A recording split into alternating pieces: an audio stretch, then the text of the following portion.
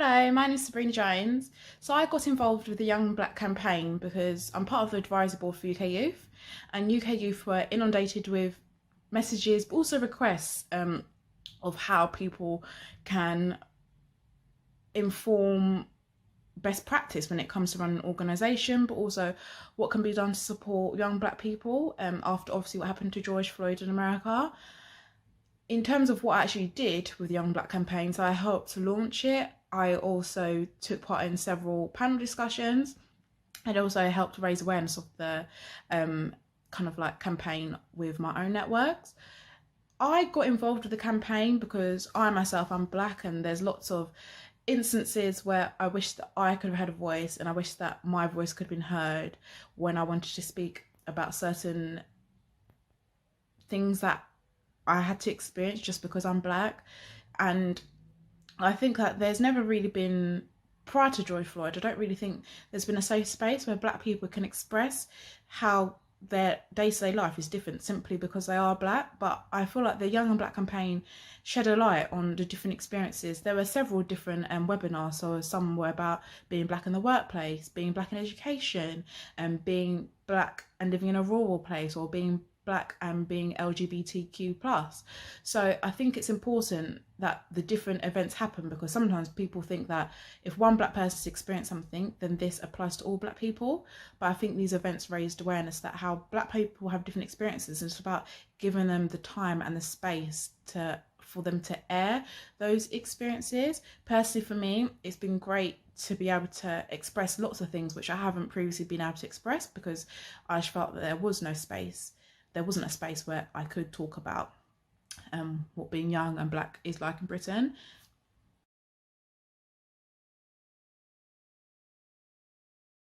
My next question actually comes from the audience. So the question is from David, and his question is, what is the primary piece of advice you could offer a student teacher in creating a more inclusive environment for Black pupils? So I'll start by answering this by saying, I think a key thing is sometimes teachers are working in locations which they're not from. For example, I'm from Essex, and if I was going to work in a school in Hackney, then I need to understand what are the issues which impact students in Hackney. Because if I don't understand the issues in Hackney, some of my methods, some of how I might approach the situation will be incorrect, because I'll be basing it on what I know from how schools and what the issues are in Essex. That's the first thing. You need to think about what are the locations which the students are coming from, and what are some common issues which they may be experiencing outside of school, which may be impacting their learning or their behaviour. And in terms of creating an inclusive environment, I think it's about a Black student should be treated exactly the same as their peer. So statistics have shown that Black students are predicted lower grades than their peers, even though when it comes to the actual exams, they will achieve exactly the same grades. So if a student knows their own ability, but they know that their grades, for example, are lower than their peers because they are Black, not because they've necessarily been told this, but they've got this understanding, their aspirations are going to be affected, their behaviour is going to be worse, because they're going to think, well, my teacher doesn't believe in me, so what's the point? So I think it's about actually raising the aspirations of all of your students and treating all your students the same. And when a Black student sees that they're treated the same as their peer, that is creating an inclusive environment, because they're being treated equally. Also, things which I've seen in schools where two students are both being equally disruptive, but a Black student will be told, oh, you're being very aggressive, or you're being very disrespectful. Now, they're both probably being disrespectful, they're both being aggressive, but why is it that Black student that is singled out? So I think it's very important, the labels that we're using as well, that's what causes an environment not to be inclusive. So if both students are being disruptive, say to both students, your behaviour is inappropriate. And when a Black student sees that actually they're being treated equally in terms of their inappropriate behaviour, that is what's going to create an inclusive environment.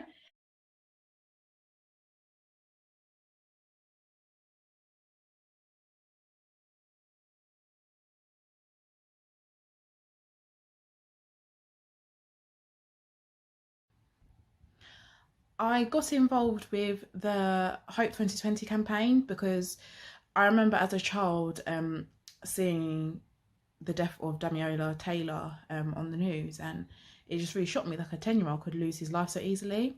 And I think for me, it's really important that I get involved with things that I am passionate about and things that I want to see improve, and being part of the Hope 2020 campaign was a way for me to do so. So I'm on the advisory group for the Hope 2020 campaign, and for me, I'm really driven to see something be done about knife crime. And one way in which I've addressed this is personally in my personal life. I actually left my full-time job to set up a social enterprise called Say It With Your Chest, and one of the reasons why Say It With Your Chest was set up was to tackle knife crime, but at an earlier stage. So someone who is excluded from school is more likely to get involved in youth violence. So I decided to create an organisation which works at stopping something happening later down the line by going backwards, if that makes sense. So because you're more likely to get involved in knife crime and youth violence if you're excluded from school, my organisation works to help kids not be excluded. The Daniel Taylor, what happened to him, that's something which really has stuck in my head, and I just think about what can be done so that similar things don't happen. And getting involved in the campaign, I think it's been great because it's great to be surrounded by like-minded people, and also to educate people that actually, although this happened to Daniel Taylor 20 years ago, things like that are still happening today, and that's not acceptable, that's not okay, and we all need to play our part. And playing our part might be joining an advisory group, it might be spreading awareness, there's all different things we can do, but the point is that we all need to come together. And I think coronavirus has really shed a light on how hope has been taken away from a lot of people, and this campaign is really good because it's showing actually there is hope, and young people have all different hopes, and as a society it's our job to help these young people reach their hopes and let them know that there are still things that they can aspire to do, and there are things that they can aspire to be. So my personal hope is that certain students aren't disproportionately excluded from school. It's also that young people have a voice, and that young people feel like they matter, because a lot of the students that I work with, when I'm doing my job with SHS, they feel like they don't matter. And to me, that's really hard to hear, because these young people are the future generation. If they feel like they don't matter, then what is society going to look like in the future? And to be honest, I think it's going to look very bleak.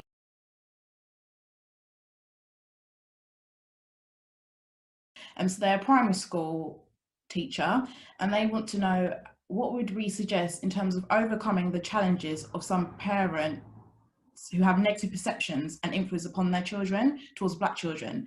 So just to rephrase that, basically, what should a teacher do if some of the reasons why there's negative perceptions towards Black children at school is because of the parents?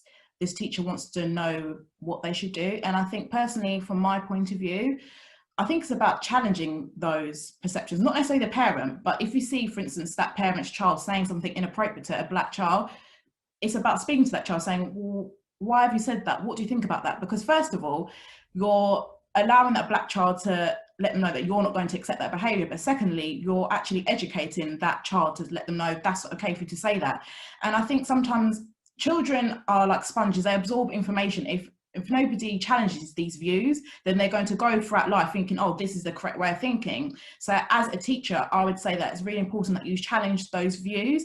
And if the child is repeatedly saying, oh, this is what my mum said to me, this is what my dad said to me, maybe then a further conversation needs to be had. Because if it's, for example, these views are really extreme and they're saying these views repeatedly, that could be seen as a sign of bullying. Obviously, maybe they're being racist towards that child. So I think it's very important to educate the person who's saying these things, but also speaking to the Black person who's having these things said to them, to make sure that they feel supported. Because I can't count the number of times a young person said to me, I've been bullied or I've experienced racism, my teacher didn't do anything, it made me feel unlistened to, it made me feel unheard.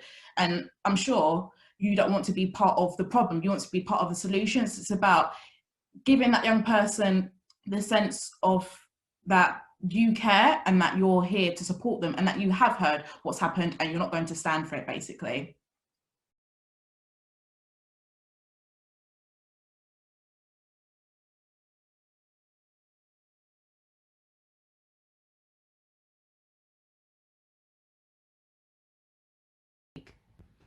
I think it's really important, no matter what you're passionate about, whether it's climate change, whether it's gender equality, it might be school exclusions, it might be knife crime, just do something and get involved with what you can. The worst thing to do is to do nothing, and don't ever think like you're too young, or I don't know enough, or nobody's going to listen. It's not about that. It's about what you're passionate about, and you need to do that, because if everyone thought nothing would change, then nothing would ever change.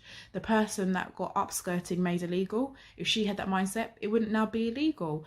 The person that made sanitary towel products free for children in school, if she didn't have a passion, and if she didn't campaign, and if she didn't get people on board, it wouldn't be the way that it is today. So I think you're never too young. If you feel like you don't know enough about a subject, you can educate yourself. Like, I'm learning things every day, and that's fine. Like, that's great actually, because nobody can know everything. And I think the main thing is that if things are to change, people need to take action on things that matter to them. And that doesn't necessarily have to be on a big scale. That might just be helping your local community. And I really do think there's a famous saying which I really like, and it says it takes a village to raise a child. And I really do believe that. And I feel, in terms of the village, we can say it's society. Like, it takes society to raise a child. And if young people don't feel like they belong, and young people feel like people don't care what they care about, things will be hard. But I think we've all got a part to play, and there's never a bad time or the right time to start something. The time is now. And I think 2020 has taught us that life is very short, so we need to make sure we do something positive, and that we do something which we are passionate about.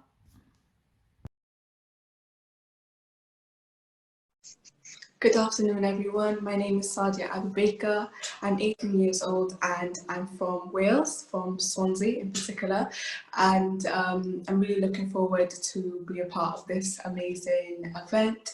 I've been a young ambassador for 4 years now with the Youth Sport Trust.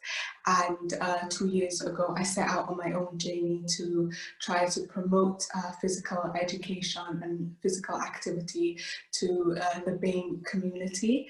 And from there, really, I just began my leadership journey, because I've been working on a research project with Race Alliance Wales, looking into the racism in education. I grew up, I came to Wales with my family at the age of 2. So going to school, I was one of the only Black students, and the racism that I would experience, and because I started wearing the headscarf as well at a young age, it was like a double-edged sword. So like, sometimes it was racism, sometimes it was Islamophobia as well.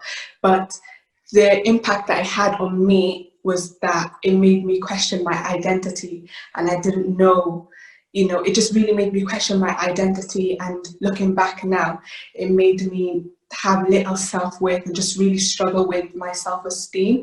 And it created such a confusion for me, because I've been brought up in a wonderful family environment, in a warm environment where I can be myself, I'm confident.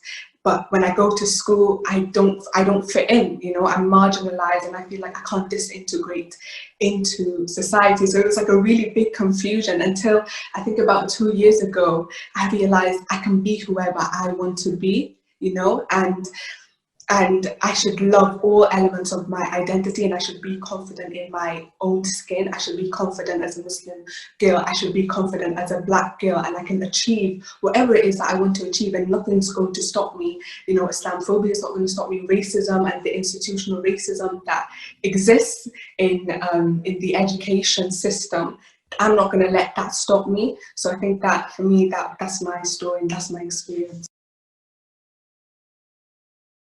The moment that I had realized, like, this system is not for me, so it's kind of like, being a student looking back during my GCSEs and my A-levels, I saw it as a game.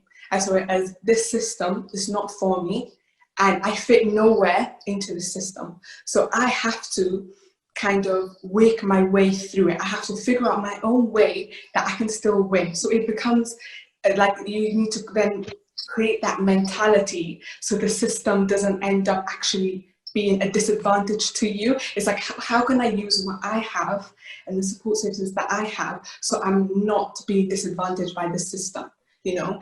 And, you know, from the research, the things that are coming up from students is issues like labeling, is issues like stereotyping, the microaggressions, you know, lower expectations of Black students. These are the things that are coming up from the racism in education research, and it's just so sad to see that this is how, you know, young people, you know, they're going to school, they want to study, and this is how they're being treated. They feel like they're being underestimated, and Black girls, and they're like, okay, I'm being underestimated, so I have to prove myself, I have to work 10 times harder so I'm not underestimated. So it's like, these are just some of the issues that are within the educational institution.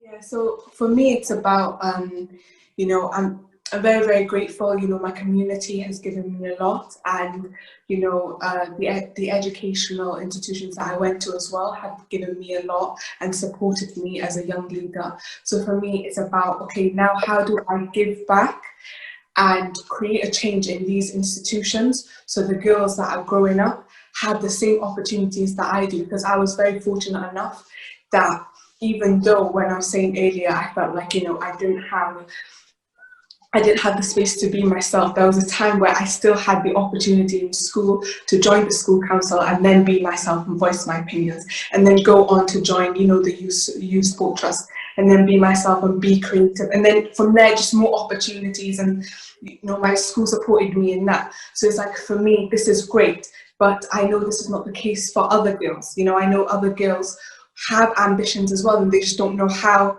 to kind of navigate them. So for me, it is about creating change, and whilst building our own systems, we need to also try to change the systems that are already in place right now. So it's about doing more research, and doing more research to validate what's going on in, you know, institutions like schools, but then getting the solutions and seeing what we can change there. So from the research, what's being brought up is we need more teachers. We need more teachers that are from diverse backgrounds, that are from Black backgrounds. You know, students need to be going into school and seeing a Black teacher and being like, okay, that could be me. The curriculum needs to be more representative as well. You know, students need to go to school and learn about their history as well. They need to be learning about Black authors. They need to be learning about the contributions that Black people have contributed to society and to the world, you know. So for me, it's about, how do I now go on to do this? These are the things that are most important to me. Yeah, so to all my sisters, to all my peers, I want to say firstly that I believe in you, and you have everything that you need right now, and you are more than capable to achieve whatever it is that you want to do. You are beautiful, you're more than enough. So just go out there and just smash it, and we're all here, we're all rooting for you.